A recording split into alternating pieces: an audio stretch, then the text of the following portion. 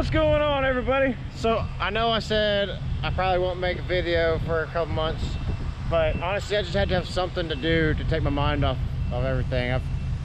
I've pretty much got everything that I'm gonna keep sitting right there for the outside, and everything over there is pretty much set up, and the inside's pretty much set up. So yeah, now I'm just kind of like slowly, and even then I'm still pretty much packed everything.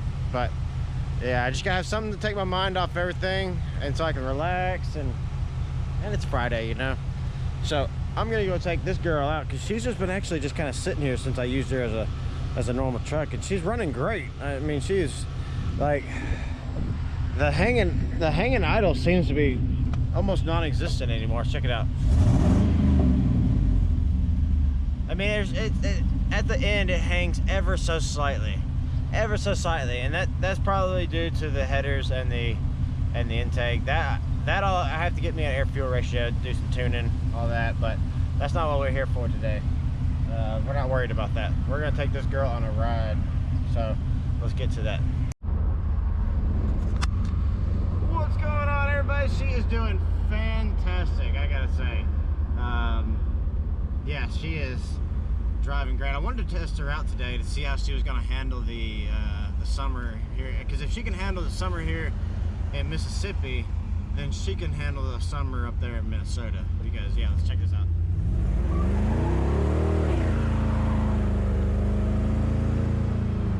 I just melted those tires up just now. Oh man, she is doing awesome right now. It is fantastic, and honestly the temp's doing pretty good too, as you can see. Like I said, she doesn't have a thermostat in her right now, so you know she's gonna run kind of cool. But whew, yeah, kind of it's exciting that I mean she spun through first and then spun into second, and I actually let off around that time. So I'm sure if I'd have laid into it and just kept it in it, she probably would have spun through first, second, third, probably into fourth some. And she's peg leg obviously though, so she's passenger side rear right now until I can get me a limited slip. But I'm thinking I'm gonna go with the 8.8 out of a Ford Explorer that has limited slip. So I've heard a lot of people that have used those. They're just a touch wider than the rear end that I have. So you know that it's some, you know, I may have to go with like a different offset on wheels, or just let them stick out a little bit and just say fuck it, you know. So yeah, but man, she is doing fantastic. Let's wait until we get the chance to actually get going again. I still gotta figure out my power steering, because right now basically I'm manual steering.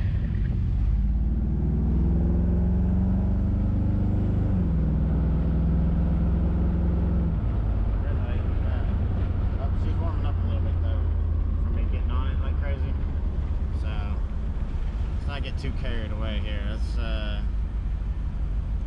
have to check that out. We'll see. We're about to get driving again. She's gonna cool off just fine. Yeah, she got up to about 198, which isn't bad. I mean, that's okay.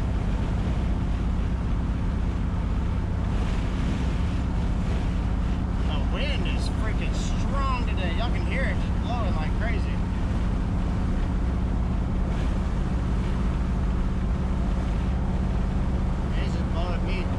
Not really blowing me around, but blowing me around enough.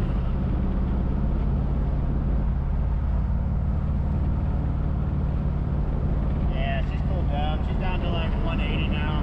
Yeah, she's doing fine. Just idling, she kind of gets up to like, I guess, normal operating temp.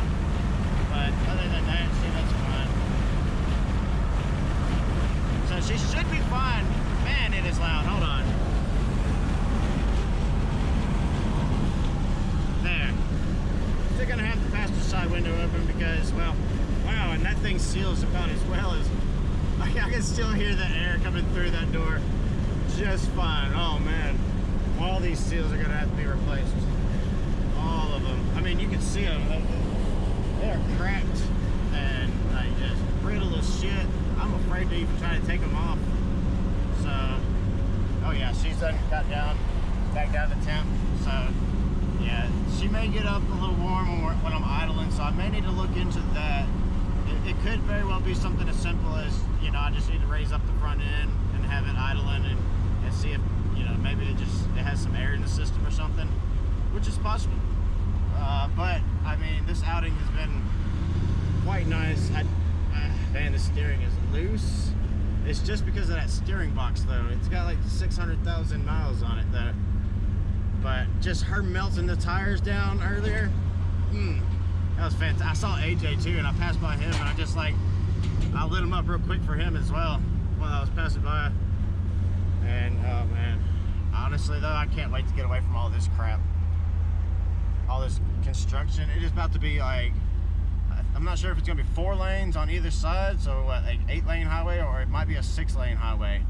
Either way, it is gonna be dang near impossible for me to get off of my road, and I don't like that. So yeah, it's crazy.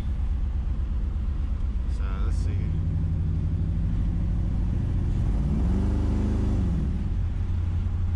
And she is doing great.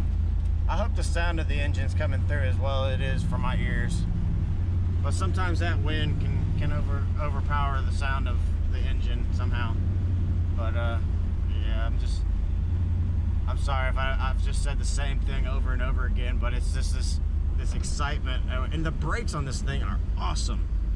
Like, I am confident in the brakes on this thing. That is one thing I do not have to touch.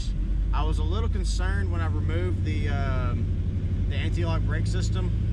Well, the module that controls it and all of the wires going to it. So there's nothing, like, you know, pulsating or anything like that. And I really need to get rid of that. But, and like I said, I was really concerned that it was just not gonna work right, and my brakes were gonna be like extremely crappy. But they are fantastic.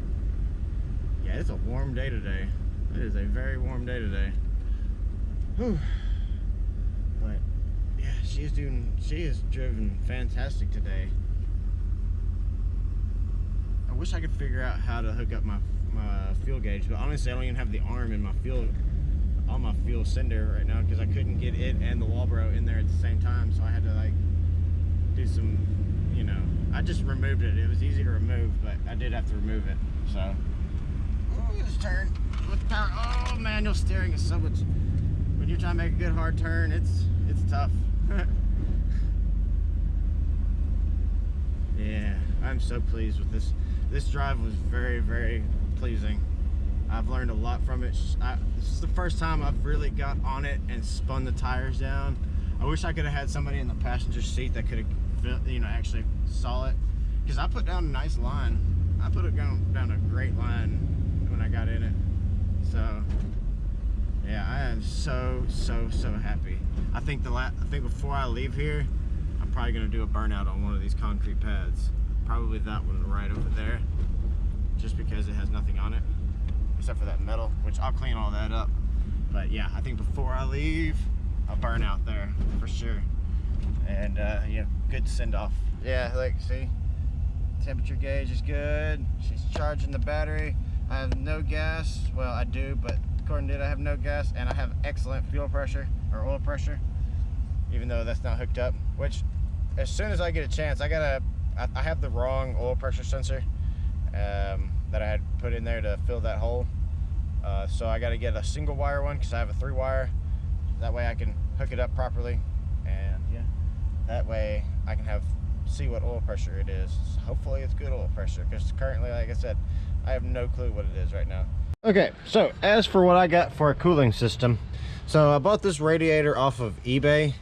It came with the dual electric fans. It was about 100 and I can't remember exactly, but I'll put a link in the description. And so basically it didn't come with a fan shroud.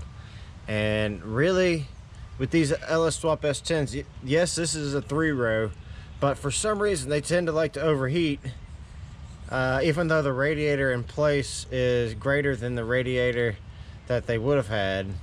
I think capacity wise, but for some reason they like to, if you don't have some sort of fan shroud. Maybe that's the difference, is that the stock trucks have a fan shroud that directs the air and basically pulls it in and it's more efficient. So if you have an LS swap and you're wondering why it's overheating and you don't have a fan shroud, try adding a fan shroud. They do have the dual fan ones like this that actually come with a fan shroud. I didn't see that when I was getting mine, and the one I built right here is very crappy. I'm probably gonna build another one when I get up there to Minnesota. And yeah, but for right now, basically this is not real diamond plate, this is aluminum diamond plate. So this is just basically a piece of aluminum going across right there, and then I got holes for each one of those, and it's working fairly good, but it could work better because as you can see I got some gaps right over there, and yeah, like I said, it could work better, but you want to have some sort of fan shroud so that it helps direct and pull the air in a more efficient manner. And then I have it at, like I said, I don't have a thermostat in here. I will be putting another one in there, and as you can see, that hose probably needs to be replaced. It's starting to swell a little bit, so I'll have to find one that fits there, cut it up or whatever. But I gotta replace that, and I probably go, because I actually accidentally broke the housing. That's the reason why I don't have a thermostat in there. So what would have held the thermostat in place is broken and no longer is there, so I just ran without one. You typically don't, if you have a heater, if you still ran with the heater cord and whatnot, you're gonna want a thermostat, because that thermostat helps the heater core and your heater work. So I mean, with these S10s, they tend to get warm enough that even without the thermostat, it's probably still gonna work just fine. But yeah, I mean, it's also to help your engine actually get up to operating temp. As you saw with mine sat around the 170 something mark for coolant temp, and honestly I kept saying something about it getting back to normal temp, but I mean, honestly, normal temp is around 190 something, 200 degrees Fahrenheit. So I'm actually below normal temp. But what I mean by normal temp is whenever you're running without a thermostat and it's not regulated, it should be a lot lower than what it would be if you had a thermostat in there. It's basically what I'm getting at. So that's really all my cooling system. I mean, I have basically this hose right here was chopped up from a full-size Chevy that had a 5.3 in there, and because certain sections of it were too long, it was hitting the belt, it was just doing all kind of stuff. And also this radiator has pretty good flow, because I mean, it just has to go right through there, and I mean, it is getting some fantastic flow whenever you're driving. So whenever it's driving, it absolutely zero issues with the temperature, unless it has no coolant in there or anything like that. But then that's obvious. But yeah, that's her. I mean, like I said, she ran great, and it's so much cooler up there than it is down here. So if she can handle it down here, then she's gonna do just fine up there. I will probably have to be adding in some catalytic converters, because they're a little bit more strict up there, and I want to follow the rules, because I want to be able to drive this truck as well. And so I'm gonna throw some catalytic converters in there to, so that I can get it registered and all that. But we're gonna worry about that when we get up there. Hopefully, I'm trying to get this gold girl transported up there so I don't have to drive her up there. Even though that would make a fantastic video, I'm not worried about that. I would rather just get her up there safely than make a video about it. So later.